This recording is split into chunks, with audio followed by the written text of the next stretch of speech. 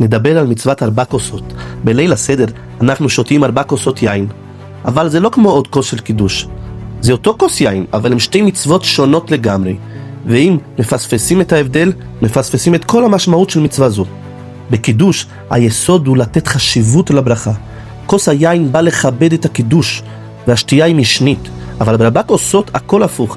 העיקר הוא השתייה עצמה, לשתות כדי לבטא חירות, כי עבד לא שותה הרבה יין, ובן חורין כן.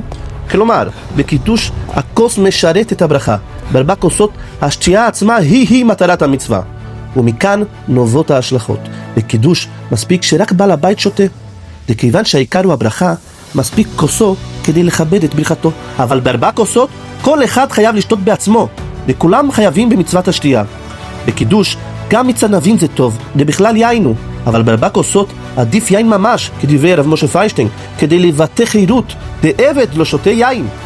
בקידוש מספיק לשתות מלוא לוגמיו, והשתייה היא משנית, אבל ב4 כוסות כותב הרמב"ן שצריך לשתות את כל הכוס או רובו, והעיקר היא מצוות השתייה.